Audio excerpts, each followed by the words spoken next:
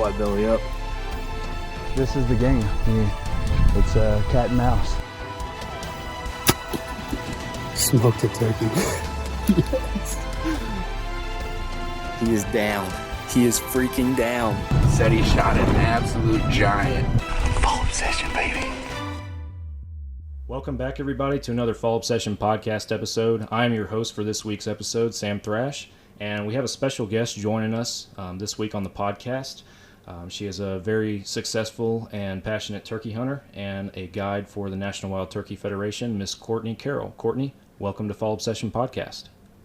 Thank you very much for having me. We're happy to have you.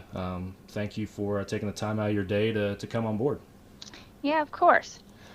So, Courtney, before we kind of get, I know we want to talk some turkey hunting here this evening, but before we get into kind of the meat of the discussion, if you wouldn't mind, kind of give our listeners a little background on yourself, kind of what your experience as a hunter has consisted of, and where your passion for turkey hunting came from.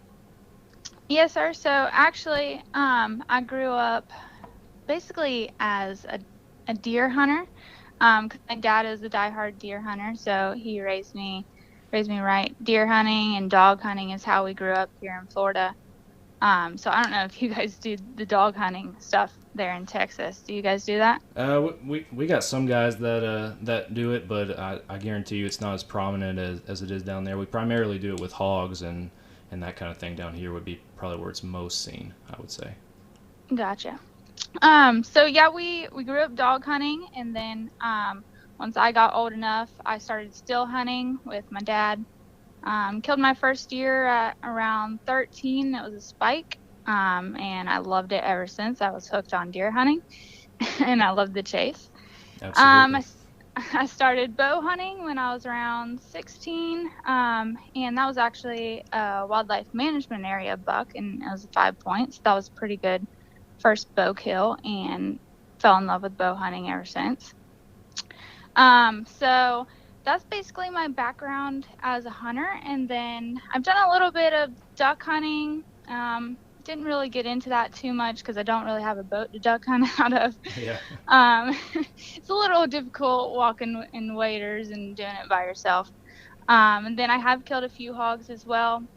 As far as turkey hunting goes, I only started turkey hunting about 4 to 5 years ago, and I basically got into that. I met my friend Tommy through a hunting club that I was a member of, and he basically took me under his wing, and he basically showed me all of the ropes of turkey hunting, because like I said, my dad was never really big into turkey hunting, so I had to basically learn through someone else. Gotcha. Which isn't a bad way to do it. No, not at all.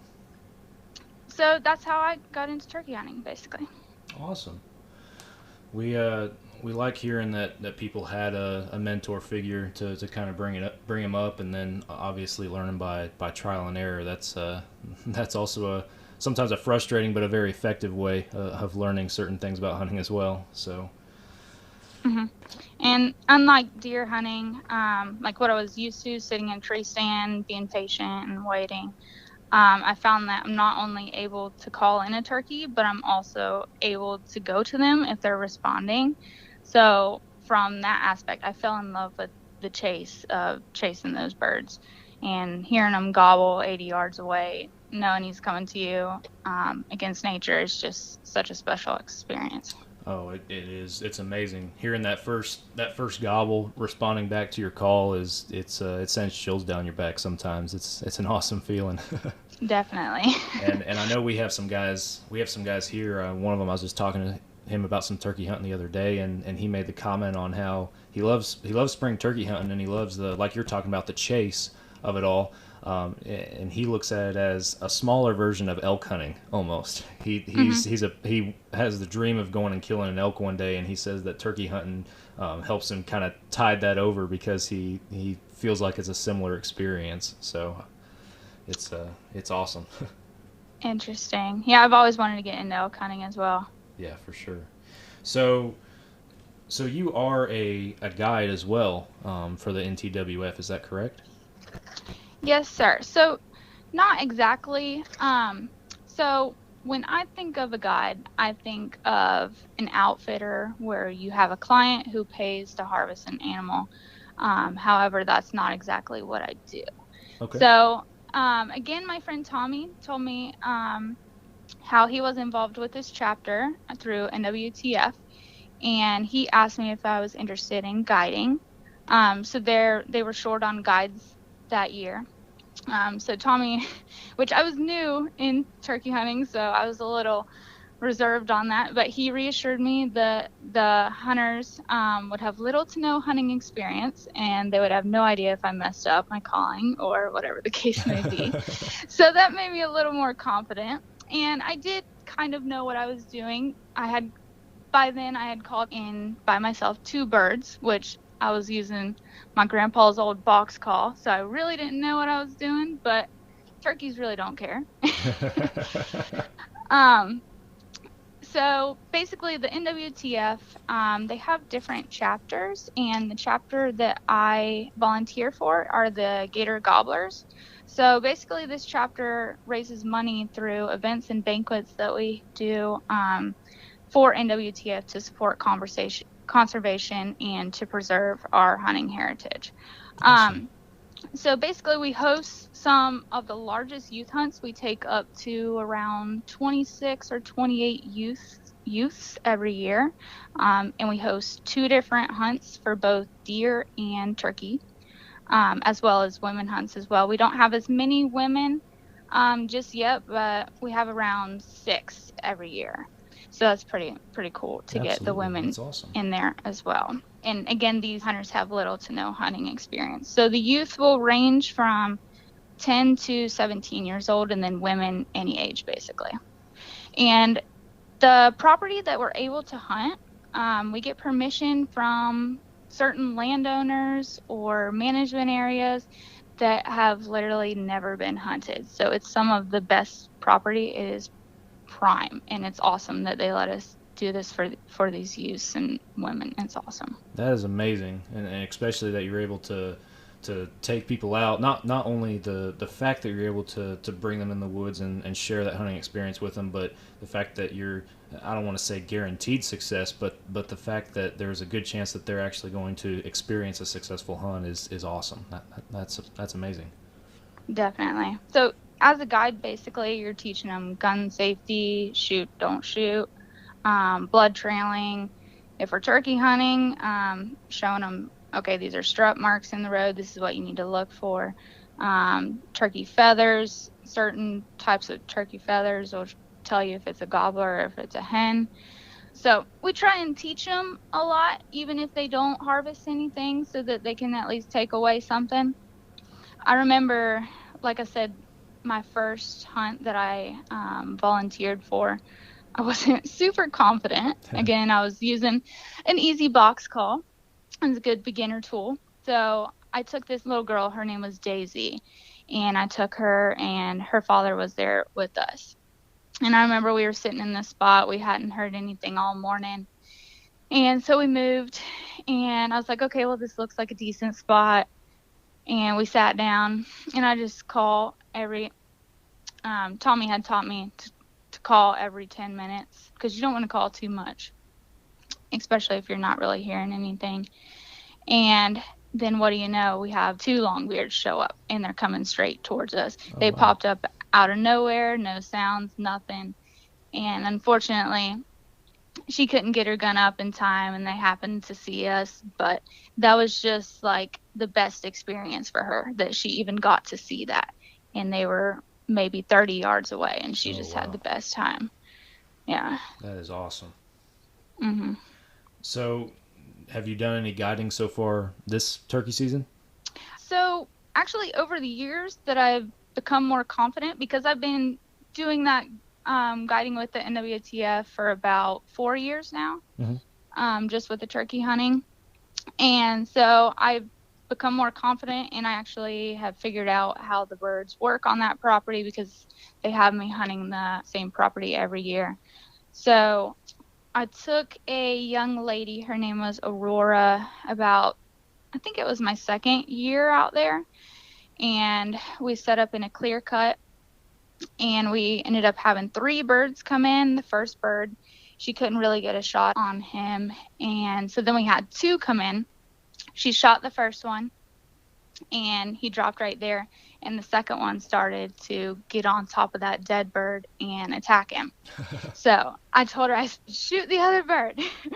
So she shot the other bird. She tagged out in Florida because you can only get two birds in Florida. Oh, okay. And she was done for the weekend. That was her first bird ever and her second bird, and she got a double. That is awesome. It was pretty cool.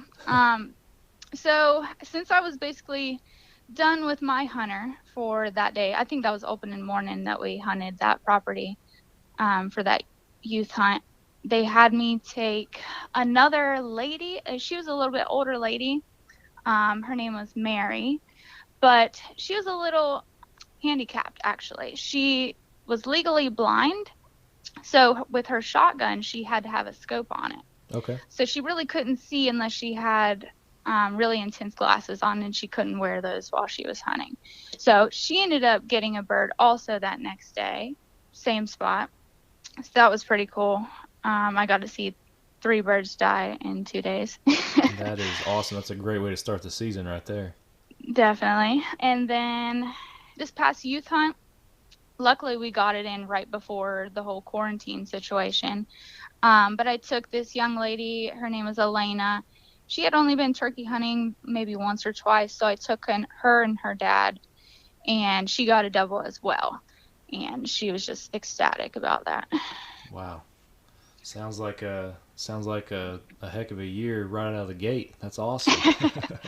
It is a very prime hunting spot, I'm telling you. It sounds like very, very awesome. So those turkeys they were killing, I guess those were Easterns? Technically, by the book, I think they're considered, where we're located, they're considered Osceolas. Oh, okay. But their feathers, to me, look like a mixture of Osceola and Easterns. Just because we're so far north Florida, we're basically hunting just below Jacksonville area, and then a little more central. Gotcha. Okay. Yes, sir. So you have both Easterns and Osceolas out there in Florida, correct?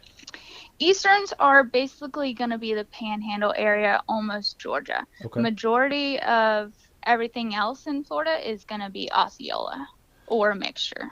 Do you notice any kind of, because I'm assuming you've hunted both, correct? Yes. Do you notice any kind of behavior differences between the two, or do you have to hunt them either way? Because here in Texas we mostly have just Rios, and my experience is limited to Rios. I have never attempted to chase another species of turkey, so I'm a little curious about that. Yeah, honestly, from what I've heard is that Osceolas are a little more difficult because they're a little more aware of their surroundings and they don't gobble as much compared to Easterns. That's just what I've heard. Now, I have gone up to Georgia and hunted Easterns as well. And honestly, I feel like it just depends on the bird. I have heard Osceolas gobble more than Easterns. So I really can't tell you. I can see that just behavior on the bird. You get some that are stubborn and some that are more than willing to play along. Excuse me. Definitely. Mm-hmm. So, have you gotten to do any turkey hunting yourself this season? Yes, very little because I happened to tag out within the first week. So I cut my hunting season short. So not only with the youth hunt, thank goodness I got to do that. So that was a good little starting weekend. But I also, opening morning, I actually had a wildlife management area permit that I wanted to hunt. And I planned on taking my mom to get her on a bird. So we got on, I think we heard around 3 that morning. She had one come in and it was probably a little too close for her to shoot, but she missed him. So we ended up leaving that morning, and I was like, you know what? If you're done for the day, I'm going to go ahead and go to my private property and try and go kill a bird.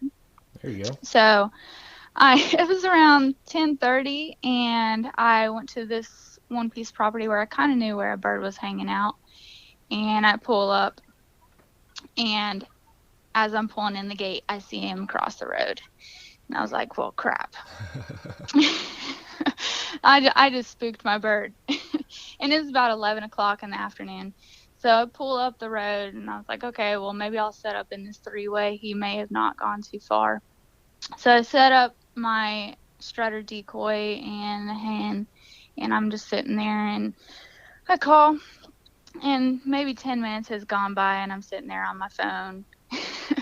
And next thing I know, I hear that drum, and I was just like, okay, that sounded very familiar. Where did that come from? So I look up, and there he is in full strut to my left, and he's coming in slowly to the decoys. And luckily, I was ready, which this is my motto: stay ready so you don't have to get ready. Because that's a good one right there. Yeah, when you're turkey hunting, they will pop up on you, so you got to be ready at all times. Especially afternoon hunts, because they're quiet, they won't gobble. So he came in perfect, killed him right there, 10-minute hunt. It was awesome. Wow, that's awesome. It really doesn't work like that very often, but when it does, it seems like it was too quick. It was too easy. How big was he? Let's see. I think he had about 10.5-inch beard, 3/4 inch spurs. That's a good bird. He was all right. Yeah. Very respectable bird. And then let's see. Oh, because I still had that management area permit for the rest of the weekend. Again, I took my mom a couple more times, and we didn't have any more luck hearing any more birds in that spot. So I went, I think it was a Monday afternoon, and I knew that there was birds down in that bottom because they were roosting down there. So I knew that if I sat there long enough, I would have one at least eventually walk by me to go roost there. So that's what we did. We got there around, I'd say around 2:30 or 3 o'clock. And again, had my strutter decoy out in the road. I like hunting roads a lot just because it's a good open area. Oh, yeah. And then also had my hen out. So called, waited another 10 minutes, called again, waited another 10 minutes, and then all of a sudden this longbeard comes down the road, and I have never seen a turkey come in so quickly in my life. He was sprinting towards that strutter decoy wanting to come and beat him up. Oh, wow. It was crazy. So at first I didn't have a shot at him because there was bushes right there, and he was only maybe 15 yards away. And then finally all I saw was his red head and shot. And honestly, I thought I missed him because there was no flopping, no noise, no nothing. And I was like, oh my gosh, I just missed this bird. How did that even happen? He was only 15 yards away. And then got up and saw he was just laying right there. I just knocked dropped him out. Right there. Yeah. Wow, that's impressive. Thank you. So yeah, my hunt, I was tagged out in 3 days, unfortunately. Well, I've been there where, and not in a turkey hunting sense, but at least from the deer hunting perspective, where you tag out quickly early in the season, and you know you're always like, man, I'm done, I'm not hunting anymore. But on the flip side, it's like, well, if I hadn't taken that opportunity, there's no guarantee of another one. So exactly, it's bittersweet for sure. So I've heard you talking kind of just in passing here about the management tags and then the 2-bird limit. Can you explain to us just a little bit about how the turkey licensing in the state of Florida works? Yes. So in the state of Florida, basically if you buy a hunting license, you also have to get a turkey permit. We don't really have tags for our turkeys, which I think you guys do in other states from what I've heard as well. In Kentucky, you have a tag for a turkey, but we really don't have tags. So basically you just have a quota. So you are allowed for the fall season, you get 2 turkeys, and then for the spring season, you get 2 as well. And this can be daily bag limit or total season bag limit. So you can get 2 in the fall and then 2 in the spring as well. So you can get a total of 4 if you would like. But fall turkeys aren't as fun to hunt here. They're not really gobbling and stuff like that like they are in the spring. Yeah. And then what was your other question? Oh, I was just curious about, you mentioned a management tag or a management permit as well. Okay. Is that just referring to the land that you were hunting, or is that in reference to a bird? Yeah, so we have management areas here, which are managed by the state, and you can put in basically like a drawing through our Florida Fish and Wildlife Conservation Commission. They do drawings for what we call quota hunts. And so basically, for the management area that I hunt, let's see, they have about, I'd say, 5 different hunts starting from opening weekend up until the weekend that it closes. This is both for deer and turkeys. They do the quota hunts. So if you draw that permit, it's for a specific weekend that you can hunt it, basically. Or sometimes it's over a weekend. It can be 2 weeks. And you're allowed a specific number of, whether it's deer or turkey. I know you're only allowed 1 turkey on the management area that I hunt. Gotcha. Unless you have a guest with you, then you can each get 1 as well. Gotcha. So that's the quota hunt thing on the management areas. Gotcha. Yeah, it's a lot. I find the more that I talk to people in their respective states that Texas is just kind of laid back and unique. You buy a hunting license and you get 4 tags and use them whenever you want, and that's just kind of it. So, yeah, I'm always curious about how it works in other people's home states and with the licensing and everything. So, yeah, everything's definitely different for sure. oh yeah. So I got a few kind of more turkey hunting tactic related questions that that I kind of want to run by you here. The first one being when you're calling, you got a gobbler that's answering and responding, but he's kind of hanging up just out of shooting range. What are you gonna do in that situation to try and seal the deal? So basically, it depends on a couple things. One, does he have hens with him? Probably. Yeah. So if it's early season, I would basically focus on calling in those hens with just like a location yelp, see if you can get the hens to come to you because he's going to follow them. Mm-hmm. If it's later in the season, you basically need to get in front of their path of wherever they're going. So you basically need to know where they're traveling every day because you're not going to be able to call him off the hens, and I doubt you're going to be able to call the hens to you. Or, like I did early season, you can come back midday because he's basically already going to have bred all of his hens and he's going to be looking for another hen. Gotcha. Yeah. So do you primarily bow hunt turkeys, or you hunt them with a shotgun, or both? What's your preference? I would actually love to get into bow hunting turkeys. I have shot one with a bow, but it was while I was deer hunting, so that was during the fall. So, I mean, I would love to. However, I still get just as much fun out of it with a shotgun, and it hasn't gotten too easy for me yet. There you go. Yeah. Yes. What kind of shotgun load do you prefer for turkey hunting? Oh gosh, honestly, I am very old school. I shoot basically anything. Like I shoot my Remington 1100 modified choke, and most people will look at me like I'm crazy for shooting that at turkeys because I can only shoot maybe 30 yards, 40 yards max. Well, there's nothing wrong with that. Like you said, nothing wrong with going old school, and then also just I think it adds to the challenge too of getting him in closer and making it all happen, sealing the deal at a shorter range for sure. So yeah, I just shoot also Remington number 4s as well, turkey load. Gotcha. So I know you referenced that in one of your hunts you were using some decoys, and I was going to ask, when do you feel it's better to use a gobbler versus a hen decoy, or what kind of decoys would you utilize in certain situations? Yeah, so that is the question of either do I even bring decoys or do I bring everything that I have? I have had a ton of luck with, I named him Jacob. is my Jake decoy, and I actually made it. Very fitting. So basically, it is a half strutter. I think is a gobstopper that I bought for maybe $20. So it's a cheap little decoy, and I basically cut a slit through the backside, and I just stuck a tail feather in there from one of the birds that I killed. There you go. And I've been using that turkey decoy for probably a good 3 years now. And every time I use that decoy out, it has gobblers wanting to come fight him for some reason. So I have always been biased to that.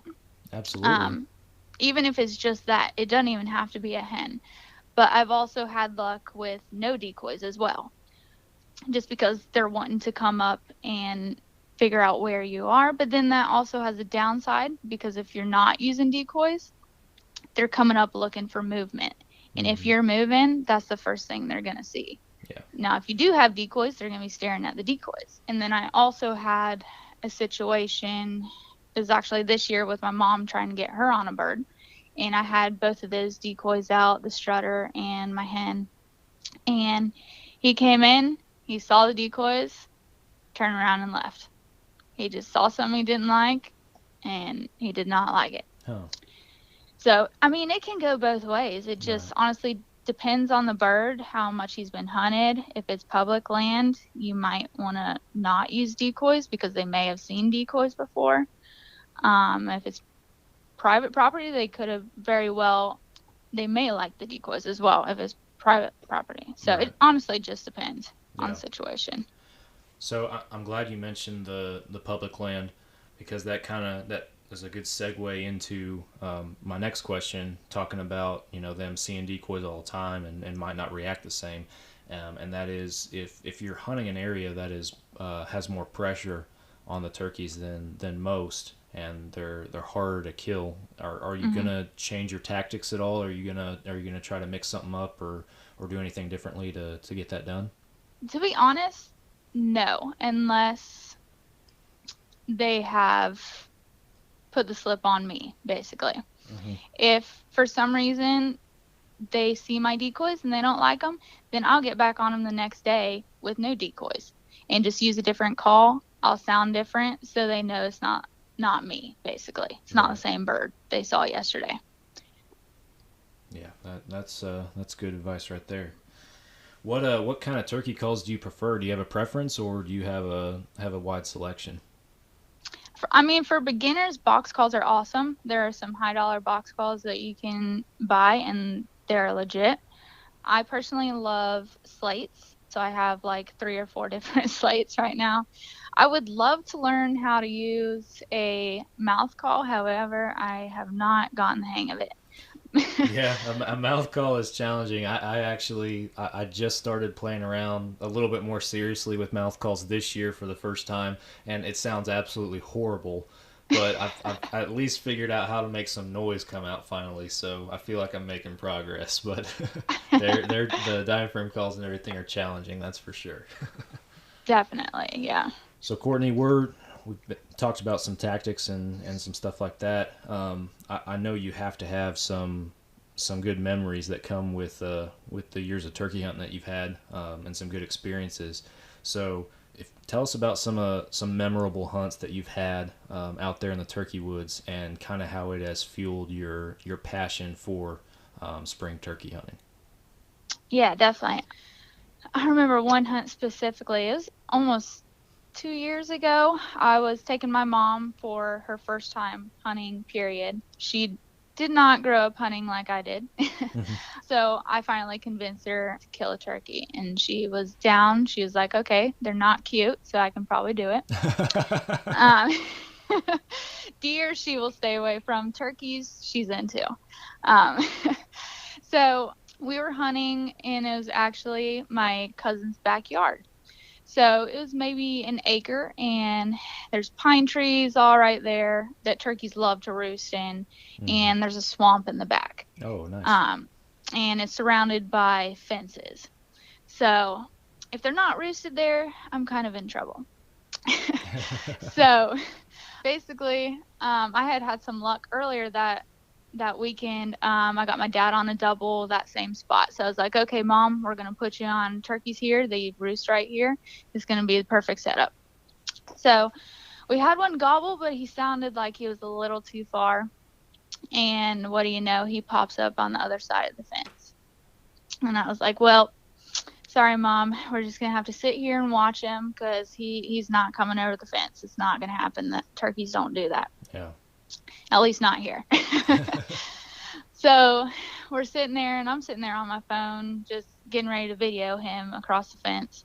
He's only maybe 40 yards, and I have my strutter decoy and the hen out in the backyard. And then all of a sudden I hear wings flap, and I look over to where the bird was, and he's standing on top of the fence. Oh, man. Next thing I know, he flies down, and he's coming straight towards the decoys in full strut. I said, okay, Mom, just kidding, get ready. She was so ready, and that bird came in perfectly. He came right around the decoys, and she dropped him right there. It was a memorable hunt because of the fence.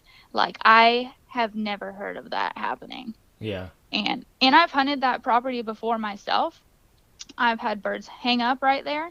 I have tried everything that I can possibly do to get them to come over the fence, and it has not happened for me. However, she got lucky that day. She got the lucky bird, huh? Definitely. That's awesome. Yes. And then another thing, like I was talking about those midday hunts earlier this year, that was totally luck. I have never had a hunt happen that quickly midday, which I was never really a fan of midday hunts just because I don't like the silence. I like knowing when a bird's coming to me. Oh, yeah. So another one was in Georgia that was very similar to that. I went with my friend Matt, and he called me in a turkey or an eastern on some private property up there in Georgia. So I killed that one early. We killed him about 8 or 9. And then he's like, all right, let's run over to this other piece of property, and we might be able to get an afternoon bird. So we pull up to the spot where it kind of looks decent. There's strut marks all in the road, and we just sat there. And I was calling every 10 minutes again. And about the third sequence, we're literally laying in some short pines with no cover, and we're just looking towards the road. And I hear that strut again. I hear that noise. And I was like, okay, if I hear that, he is close. So I literally heard it behind me. Oh. And I told Matt, I whispered to him, I said, don't move. I think I just heard him blow up.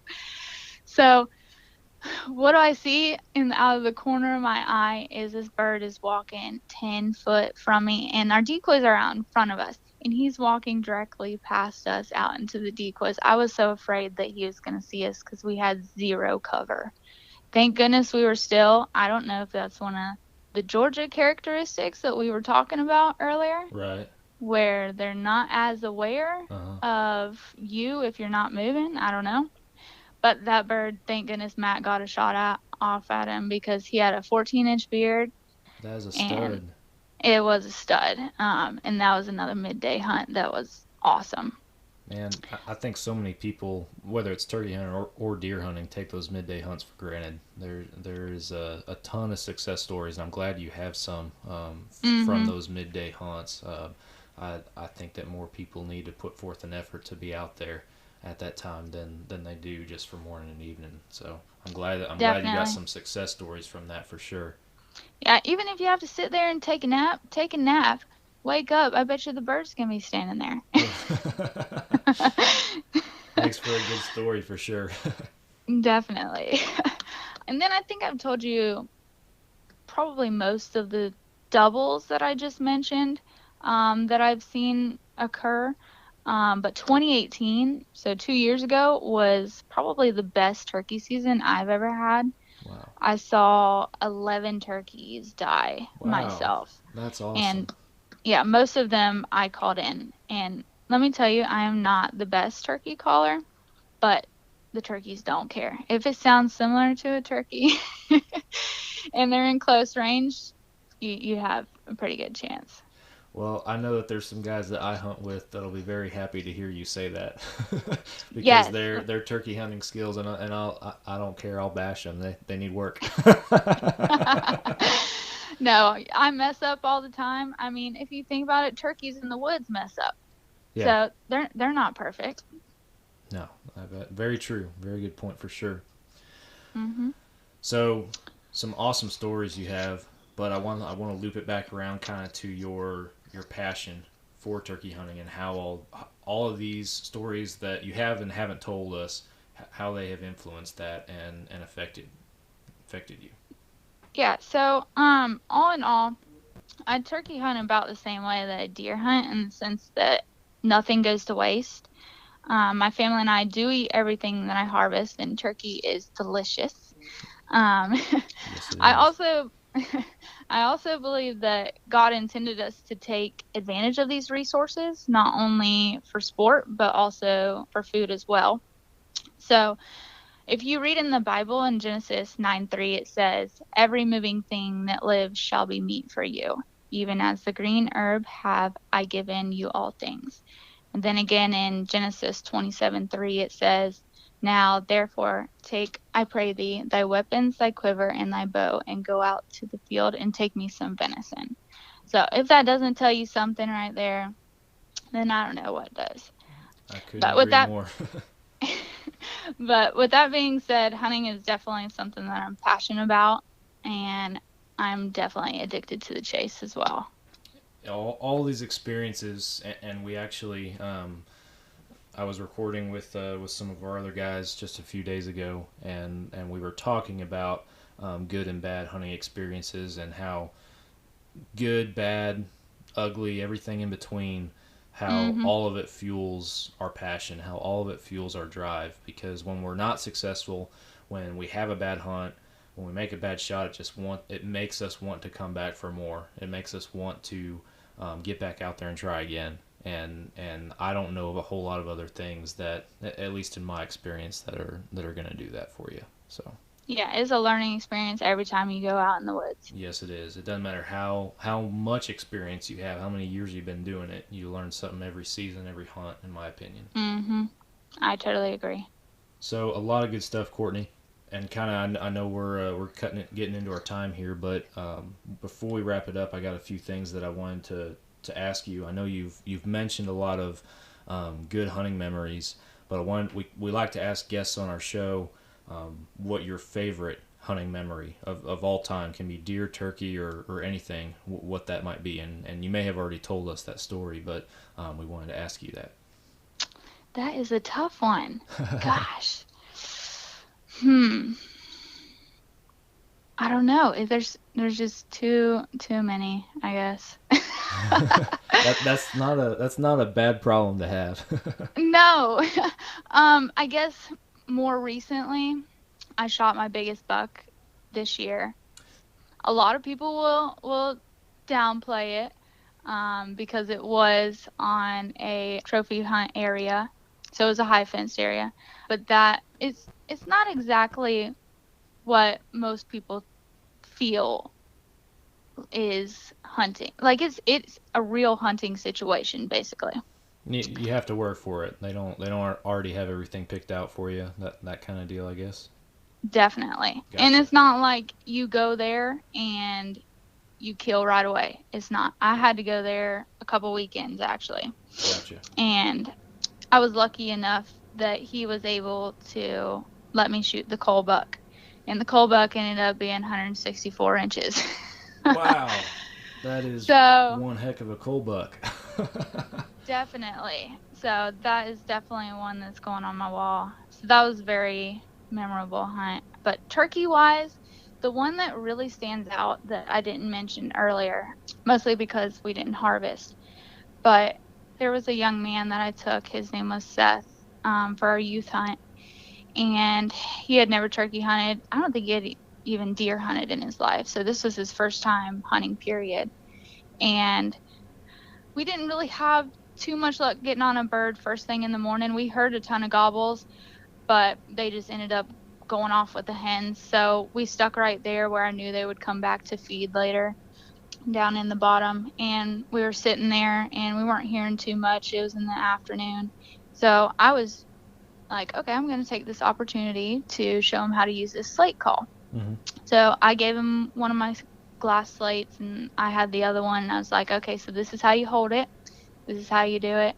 So he was he was working it, and it was sounding horrible, and I was trying to teach him how to do it correctly, and then all of a sudden we heard a gobble. He was calling in a turkey. So I was like, okay, give me that call back. We're getting set up. This turkey might actually come in. So I ended up, or that turkey, we actually had 2 come in, maybe 10 minutes after that. And he didn't end up getting a shot at him. I don't know if he got too nervous, but he just wouldn't take the shot. And they saw us and they took off. But I ended up giving him that slate call. It wasn't worth too much to me. It was maybe a $20 call. But I told him, I was just like, you need to practice with this. And next time I see you, you better know how to use it. And so he actually had it engraved, and it said, to Seth from Courtney. And that just like totally touched my heart that he wanted to do that, and it meant so much to him, and that he just had such a good time. So I was so happy that I made a little impression on him. Absolutely, yeah.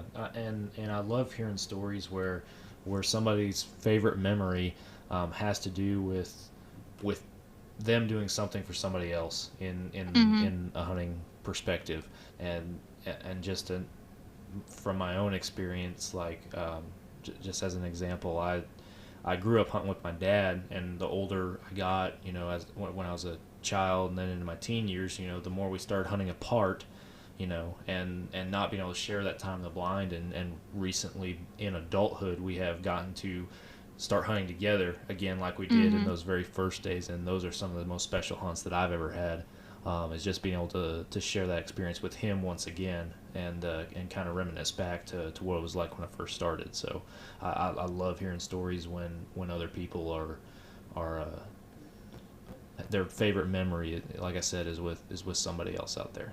That's awesome. Yeah, I feel like I get more nervous when they're shooting than I'm shooting. Yeah, at times that's very true. So I'm going to circle it back around real quick, because I was going to ask you about that buck that you mentioned. I know it's not on the topic of turkey hunting, but I remember seeing a picture of that deer on social media. It's a very impressive buck. Thank you. You said it was your biggest buck ever. Tell us about that hunt. I want to hear about that hunt and how it all went down. Yeah, so basically, the guy who owns Silverstone Trophy Whitetails, he's a good friend of mine. I actually met him fishing. And so he asked me to come out there and kill a couple cull bucks. And this was basically after the season ended. So on those properties, you're allowed to hunt, I believe, up until February, which is after Florida season ends. And I was like, yeah, sure. I was just thinking it was going to be like totally like small, messed up little buck. And I mean, that's meat in the freezer to me. Yeah, absolutely. So I was totally down. So brought my 30-30, and he has this box blind set up over a food plot, and it's basically, I forget how many acres he has, but it's a huge piece of property. And basically they're all free range in that fenced area. He doesn't have any feeding stations or anything like that other than the food plot in front of the tree stand. Gotcha. So we go and we sit in this box blind, and it's an afternoon hunt. For some reason, he didn't like hunting in the mornings. I'm not sure why, but mornings would have probably been better. So first afternoon hunt, we had one little buck come out, and he said, no, that's not the cull buck. You can't shoot him. And I was like, okay. So second hunt, same situation happened. All the deer started coming out after dark. And I was like, well, dang. It's probably too late in the season. It's a little warm. The deer are coming out after dark. So I doubt I'm going to get a shot at one. So I think it was like the third or fourth time I went out there. And just so happens we had not that same first deer come out a little earlier, but then we had 2 or 3 come out a little more earlier, and it was still light. I mean, the sun had set, but we still had about 30 minutes of shooting light. And I was like, oh, well, maybe one of the coal bucks will step in earlier since all these other deer are in the field. And what do you know? Out walks, he named him Bad Hair Day was his name. And it did look like he had a bad hair day. But he said to me, he said, you want to shoot him? And I said, are you serious? Because I was not expecting him to let me shoot that deer. I was expecting it to be like a little coal buck. He's like, yeah, he's beating up on all the other bucks. He needs to be taken out of the herd. And I was like, all right, I will. Don't tell me twice. You do not have to tell me twice. So basically, I waited for him to turn broadside, which seemed like forever. Dan was sitting there videoing everything. It was pretty cool. He videoed it through binoculars. He put a little SIM card in the binoculars, and he was able to get a pretty good shot. But once he turned broadside, shot, and the deer ended up running straight towards us. Oh, wow. And went underneath the box blind. And we didn't really hear him crash or anything. So I wasn't too sure of the shot, other than I know I saw him do the death run, and I also saw him do a pretty good kick. Yeah. So I knew I hit him. I just wasn't sure how well. So I immediately, this is what I do, is I go and I look for blood to make sure it was a decent shot. And they immediately go and look for the deer in the woods. So I'm freaking out that they're messing up my blood trail for this monster buck. And I was like, I don't want to not be able to find this deer. Yeah. So I finally find like a little bit of blood. With a 30-30, I should have thought better. It doesn't really leave a great blood trail for some reason. I don't know if it's the bullets we're using or what. But the guys ended up finding the deer without even having to blood trail it. So it was pretty cool. He only ran about 80 yards. That's awesome. Yeah. And he had a monster body. It was something like you see in Kentucky, which earlier that year I killed one in Kentucky, which was my biggest buck, and now it's not. So yeah, that was an awesome experience. Sounds like. So you killed your two biggest deer in the same season. Yes, which was awesome. That is awesome. Very cool. I'm pretty much going out with a bang this year, because I just got a new job, so this may be my last year hunting, unfortunately. Oh, man. Yeah. Sorry to hear that. At least for a while. For a while, yeah. You got to get back into it at some point. Definitely. So Courtney, the last question I'm going to ask before we wrap it up. We have a lot of people that listen to this podcast from different areas of experience. We have some experience, some novice, in many different ways. If you had, I know you work, like you said, you guide with new hunters on a pretty frequent basis. If you had to give one piece of big advice to a new turkey hunter out there, what would it be? One piece. Don't be afraid of public land. It's not what everyone says it is. You can have a lot of success in public land if you can't find any property yourself, or you don't want to pay for property yourself. Because I grew up basically hunting public land, and I've had a lot of success on it. Awesome.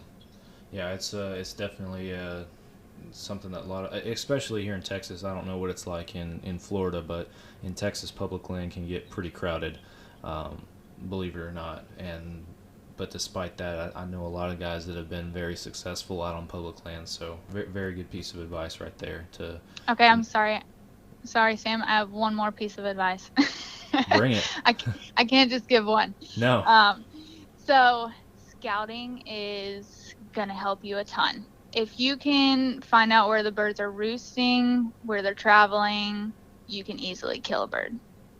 I can attest to that, because this year has not been very good for me personally, turkey hunting, up till now, and a part of it, it is 100% entirely my fault, and that's that I didn't have the opportunity to scout like I normally would, and that has cost me already this season. So I can attest to that from the negative side of that yes, scouting is very important. Yes, dang it, I'm sorry to hear that. Well, it happens to all of us. So Yeah. well, Courtney, we very much appreciate you coming on the podcast with us. It's been awesome to talk to you about some turkey hunting and to hear your experiences and advice. We very much appreciate it. So thank you. Thank you so much, Sam, for having me. Yeah. Guys, thank you all for listening. If you guys have not already, please be sure that you go online and follow Fall Obsession on social media. Subscribe to our YouTube channel. We got a lot of awesome content on there. And be sure that you hit that subscribe and follow button for this podcast. We have a new podcast coming out every single week. And if you guys have any questions or topic suggestions, there is also a spot on our website, fallobsession.com/podcast, where you can send those in. And we will do our best to be sure that we cover them in a future episode. Courtney, thank you very much again for joining us. We appreciate it again. Thank you. And we will talk to you guys next week on another episode. We will catch you guys later. Thank you.